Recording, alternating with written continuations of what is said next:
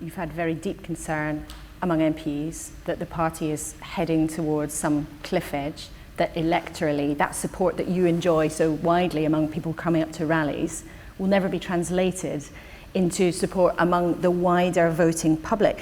It's almost like Labour has a split personality between its MPs and the growing membership.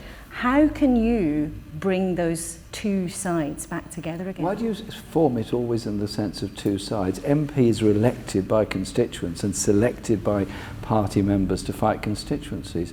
And it's an amazing responsibility and honour to be elected as a Labour MP, but you're part of the entire movement. And I tell you, I've had an awful lot of calls from Labour MPs in the last few days who are very interested in how we come together after the 24th, how they play their part in taking the fight to the Tories in Parliament and outside. Throughout most of the last year, the issues haven't necessarily been about disagreement over policy.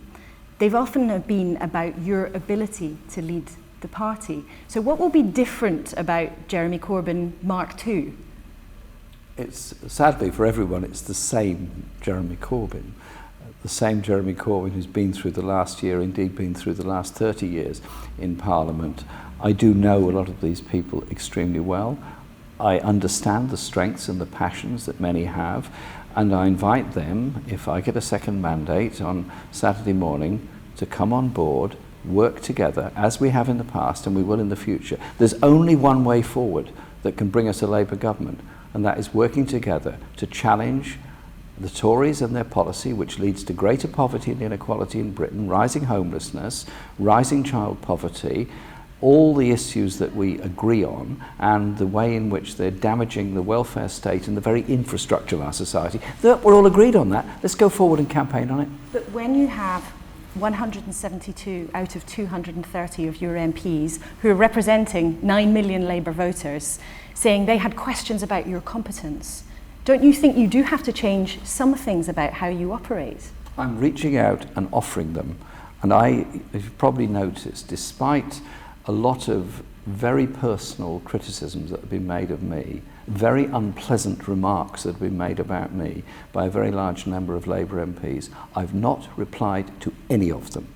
I've taken it all on board, understood what they're saying, and asked them to behave in a decent and responsible way and come together so that we do have an ability to take the fight to the Tories, wipe the slate clean and move forward. What's more important to you as the party leader? Keeping the membership happy, growing the membership, or winning power? All three things go together. The membership needs to be content with the general direction the party's going, needs to be active and on board and included and feel included and have their voice included in policy making. That in turn translates into this campaigning activity. Which is more of a priority to you? Keeping the members happy or winning power?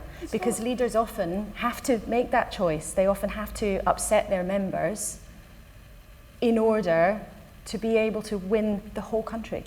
You take the members with you in order to win the whole country. The members, the party, the leader and the electorate have all got to go in the same direction. That's my job.